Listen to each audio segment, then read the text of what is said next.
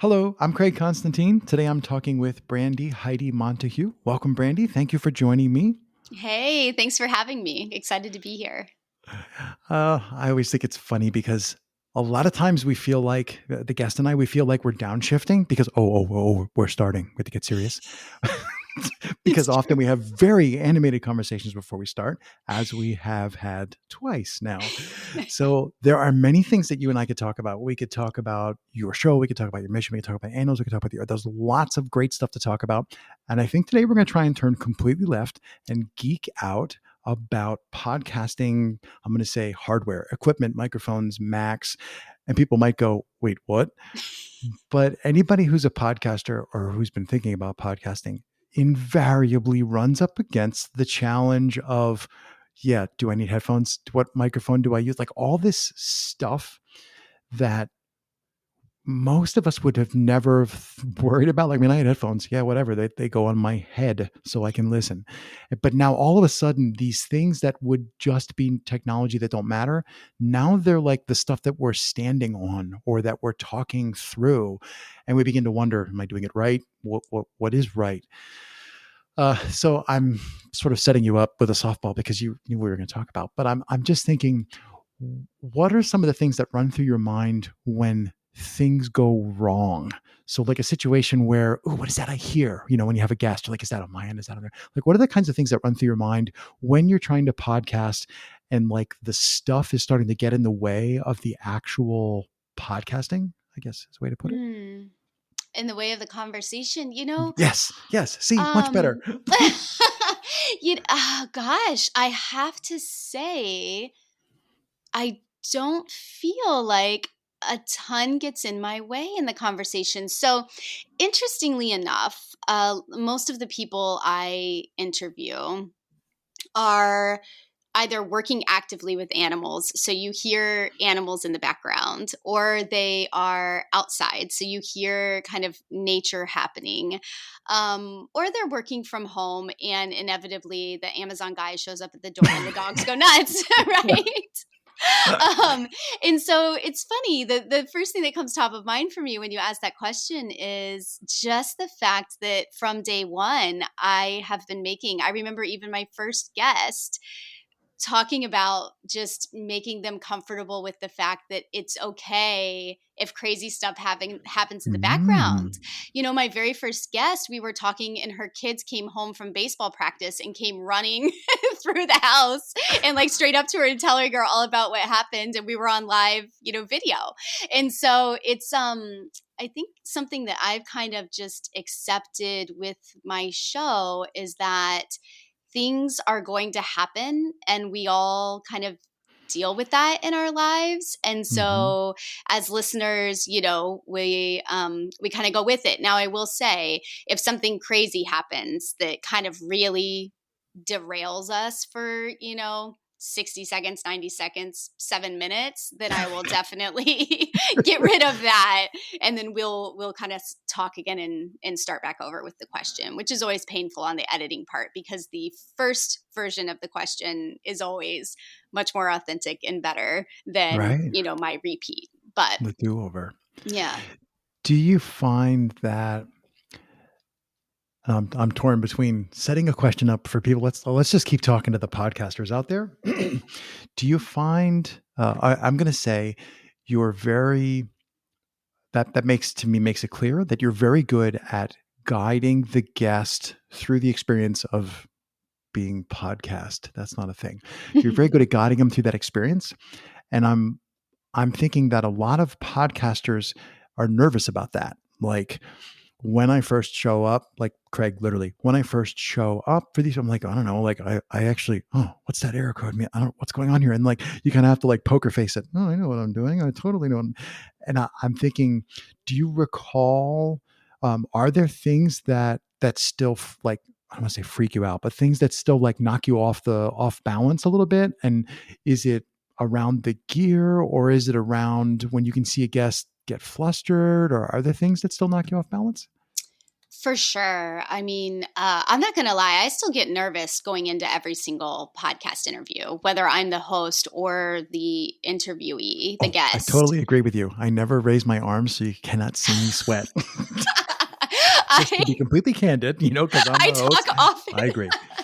I talk often with my guests about the sweating. Hmm. So maybe that's A something we all as natural podcasters response. have Yes. because it is nerve-wracking.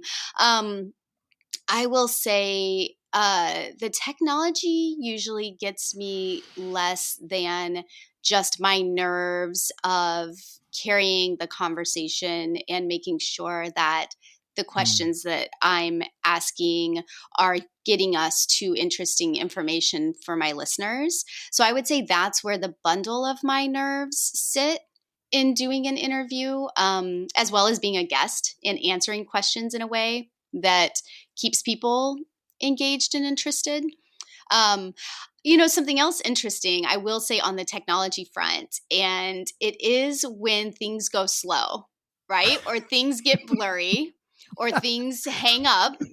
And right? then, I don't know if everyone will be able to relate to this or not, or if you can too, Craig, but there have been so many times that I have to continue talking as if there's nothing held up on Yeah. the screen and There's you kind of four pretend to pixels just keep going. representing my guest. Uh-oh. Exactly. Exactly. You try to just keep going even though you can't make eye contact or see each other because one of the two of you is frozen. Yeah. That definitely is a little nerve-wracking for sure. Yeah, so you really touched on a whole bunch of great things there. I like that you brought up, and I'm vehemently nodding along. People can't see because no video. The point about you said your bundle of nerves is centered around. For me, I'm just gonna say for me, it's centered around the performance anxiety of knowing that people are listening, like they're going to be listening later, unless maybe we just delete this whole thing. People are going to be listening later, and it their gift of their time, even if they're listening sped up, that's a big deal because that's the one non-renewable resource is time. So I think I do better when I don't think about it. When I start to think about I'm consuming people's time multiplied by like there's at least two people listening, right? So every second, I just wasted 2 seconds of the total human available time. And that to me is a chasm. Like I'm always right next to it and I just don't look in there. Just like look at the levels on the recorder or pay attention to the person or try to maybe hew to a line or suddenly realize at 7 minutes that I haven't taken any notes. These things pop up. So I like that I appreciate that you acknowledge that and thank you for sharing that because I think everybody, I have never heard a podcaster, maybe just I haven't talked to the super famous yet, but I've never heard a podcaster who wasn't aware of that. And maybe that's the magic sauce is just being aware that, laughing is with great power comes great mental illness, but also responsibility. So I think that, yeah, that we know, I know, other podcasters, we know that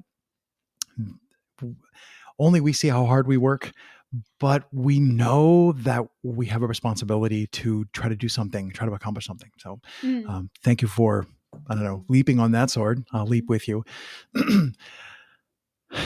How about sometimes I like to flip things over. What are still like kind of thinking around technology, but also thinking around like getting good conversation. What are things that guests that you see guests doing, like, oh, all guests do this, that they shouldn't be doing? Like, and I don't mean like get closer to your mic. I mean like they show up with imposter syndrome or they show up and they don't feel like they have something to Mm. talk about or like that. I mean, that kind of, what do they all do that we wish they would just, no, you need to relax beyond that or outgrow it. You're better than that. Mhm.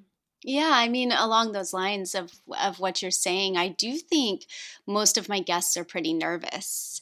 And Mm. I'm always thinking, gosh, you have nothing to be nervous about, because your story really needs to make its way out into the world. And, when I have my guests on, and I think all of us, all of our guests, because this is true about every single human being on this planet, there's a story within everybody that I feel like the world needs to hear.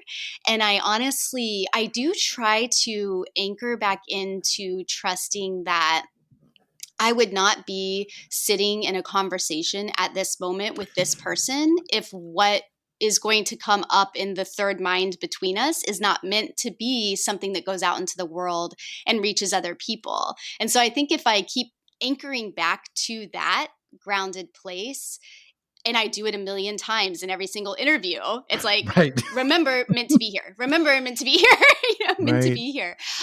Because it truly, it's such a gift to have that little bit of time together to share and to talk and put that out into the world and let it ripple, So, yeah. Yeah. I dislike having to always talk after guests say really nice things.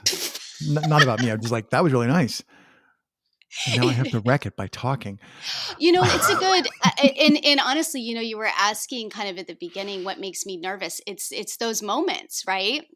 It's the moments where you are deep in the conversation, but you also know you're trying to keep it moving and you want to make sure you're asking the right questions. And sometimes that becomes so much pressure on my Yeah. shoulders in the middle of the conversation and in that moment to try to execute all of that stuff.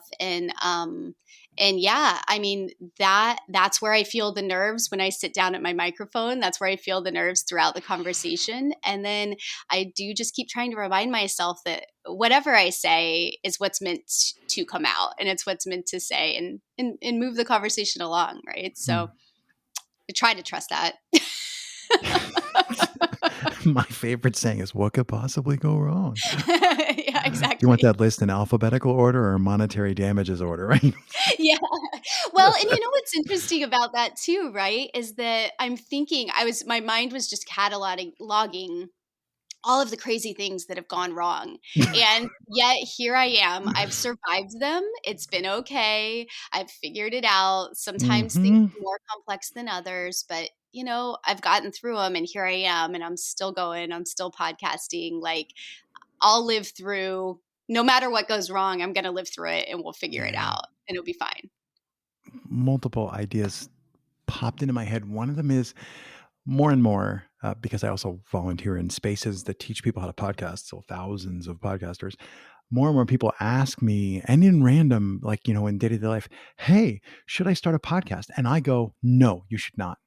And they look at me like, what? And then I say, because if my saying no is enough to dissuade you from, that whole thing about like, if you are so, I want to say rabidly passionate about sharing people's stories and creating a platform, I mean, you can also be coming at it from the wrong point of view, but nobody would listen. If you're coming at it from that open-hearted space, you're going to just climb over every hurdle. Like, my mic died. Hold on, let me get another one. Like, you're just going to move right through all those things. And that's somehow I wish that I could share that. Like, I need to give it to the guest, like as a sugar cube, like, here, have this, so that they can understand that that's what I'm willing to do, so that they don't have to do anything. They can just sit Yeah. there. I'm going to do all the work. Yeah, yeah. And to and yeah, to just kind of like help foster that trust that this is going to work out awesome no matter how it Hmm. goes, and it will speak to somebody. Because I also think I have to remind myself too that, even if the episode I'm doing reaches one person and it makes a change in the day for that one person, it was worth doing it. And they're reaching Yeah. more than that, Because and how would you it's ever found that person to find? exactly. How would you ever have found that person to have a conversation with them? They're in Idaho. I don't know why my jokes are always about Idaho. No insult to Idaho. But that one person, I would have never bumped into them. Like, I would have never had that conversation. So if I have it and that one person listens, I'll point out my mom doesn't even listen to any of my work. I, I don't think mine does. I think she tried one time, but I don't Yeah, think she's she like, makes the why would I time. want to listen to more of you? Yeah, right. Uh, yeah. But that a lot of the things that we're touching on here are like a constellation around coming from the right point of view, or coming from the right place, like with an open heart, or having an idea in mind about um, left turn with no turn signal. A lot of guests, I mean, not like 90%, but 1 out of 10 ask me, why do you want to talk to me? Or they want to know what I want to talk to them about. And I don't say this to them, but internally I call that the imposter syndrome. And there's like no way to get around it. If I tell them what I want to talk to them about, or if I tell them that I don't have any idea what I want to know, no matter what I say, it doesn't solve the actual problem, which is that they don't feel like they deserve to be heard, maybe, or they don't feel like they have something to share. Mm. Um, and I'm wondering if you have any. Um, I mean, you're probably just going to nod along and say, "Yeah, I get that all the time too," because that's a very common thing. I mean, there are the tall head of people who are super famous or who are doing a book tour. Like, yeah, Yes. they want to be on the show. Mhm. But I think most people, just the average random person that you would encounter on the street, Mm. doesn't feel like they should be heard beyond the 6 feet, immediately around them. And I'm just wondering if you have any things that you say to them, when we're doing outreach or in Mm. pre-calls, or how do you coax people out of their shell? Maybe not a good Mm. metaphor. Yeah. How do you reassure people that no, I really do want to talk to you? You ever do? Yeah. Yeah. Um, I deeply research all of my guests. I don't have that many guests. I'm back to going. Well, I've been on a break, but when I start back up, I'll be going bi-weekly. So there's not that many slots. Hmm. And in my case, with the type of interviews that I'm doing, where people are doing something to help animals and help the environment, there are many, many people out there. And so what ends up happening is I am typically pursuing a guest specifically because I've been connected with them somehow, or Hmm.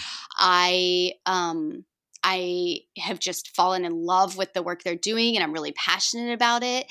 And so what happens when I do my outreach, and I don't know if this would be helpful for other podcasters out there, I actually do research quite a bit. And so when I do outreach to them, I am specifically talking about things that they are doing that Hmm. I specifically want to share with the rest of the world.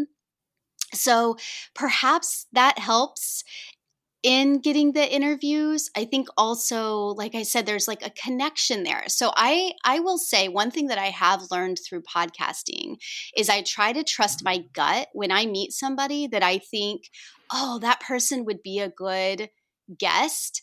I force myself to research and email them within the next day or message them Hmm. or whatever and say, hey, I heard you yesterday speaking at this, blah, blah, blah, Right. blah. I looked up this. I think you would be amazing on the show. So I do really try to specifically talk to like what exactly I want to talk to them about on the show.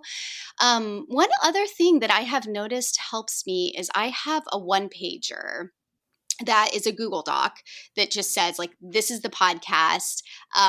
These are my top 3 goals with this podcast. And this is a little bit of the format of how it works. And then, the link to go listen to other stuff. And I've noticed that totally lobs the ball into their court and they can go look. And the people that have said no to me will typically say, I don't have time right now or whatever. And then I move on. But I feel like most of the time when they come on the show, they know what they're going to be talking about. I do send an outline ahead of time. So that You're way probably more helps. organized than I, I mean, I'm Uh-oh. trying to think of things that, well, and I mean, there's a million different ways to run your show, right? And I don't know Right. that mine is the right way because I do end up putting a lot of time into it.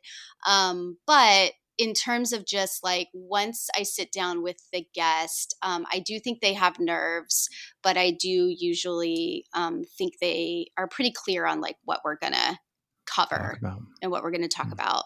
I do also in my emails ahead of time when I give that outline, I do give people the tell me if there's anything that you're not okay Right. talking about. Yeah. Where don't you want to go? Yeah, exactly. Especially because most of my shows I shoot them live. Hmm. So by the time we're on camera, Yeah. there's That's a a whole whole nother nother level. complexity. Yeah. Man. That's freaky. It is. It is. Oh. But So what are your thoughts now? It's like, because I mean, I do a lot of work in terms of outreach. So I think without exaggeration at the moment, I probably have, it's got to be 100 different people that I'm in communication with, Mhm. that I've messaged sometime within the last 3 weeks. And I'm on every platform, like sending them, oh, who are the people on Instagram? Who are the people on Facebook? And like, but they're very lightweight conversations. It's like, hey, would you be interested in joining me for a short conversation? They say, well, maybe. And then like, it might take weeks, months. in some cases years before things come together. I actually had somebody I was asking, and she's like, well, I'm going to be really busy in, the next month. I'm like, oh, okay. She's like, cause I'm due. And I'm like, oh, well, how about if I check back in about a year? Yeah, And she's exactly. like, yes, please check back in 4 months. And like, because Yes. if you demonstrate to people that you're willing, I don't want to say play the long game. If you're not in a hurry, Mm. if you're willing to like, well, I really do want to talk to you. So when works for you? Well, I have to move to, another country. It's like, okay, well, I'll check back with you in 6 weeks. And then like, well, how about next? But then it comes together and you're like, this was totally worth like all the work and the waiting. And I think you make a really good point also about, there's probably a clever turn of phrase for demonstrating that you've paid Mm. by actually thinking about them. Like I when you send one of those emails to somebody, they open it and they're like, oh, this is clearly Brandy has spent multiple hours Mm. thinking about me. So there's no way to fake that. You Mm. absolutely can't fake having spent time on them when you send that kind of communication. Mhm. So I think that I don't spend as much. My question now is going to be, what do you think about it now that you've been on a show where the guest or the host doesn't spend his other time preparing for the guests? But I think those two, so there's like there could be a different balance for different Yes. podcast hosts. Yes. So yeah, Yeah, what are your any final for thoughts about now sure. you've been on a show where I do some research, but I don't show up with a pre-formed Yeah. plan.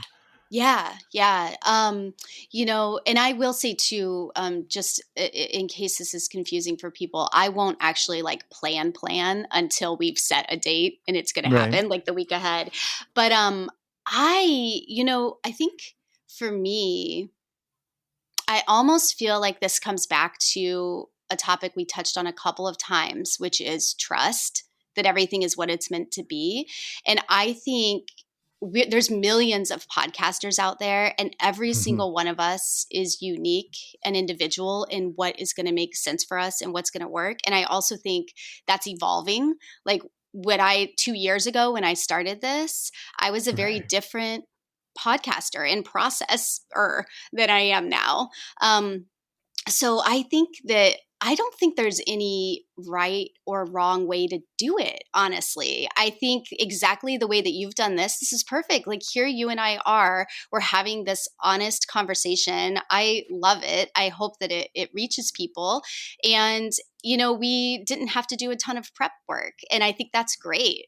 And then, I have interviews that have been amazing, and I've done a ton of prep work, and those are great too. So I think for me, it just keeps coming back to trusting that it's what it's meant to be. Every conversation is what it's meant to be. Yeah. Terrific. Terrific. Yeah. And we're over time. As much as I'd love to keep going, this show is supposed to be about 20 minutes long. So Oh, right I would just there. say, Brandy, that was a pleasure to actually record one of these really cool conversations that we've had. Doesn't have to be our only conversation. Yes. I wish you the best of luck on the resumption of your next season of your show. I'm sure you'll be doing great things. So thanks for joining me. Thank you. Thanks for having me.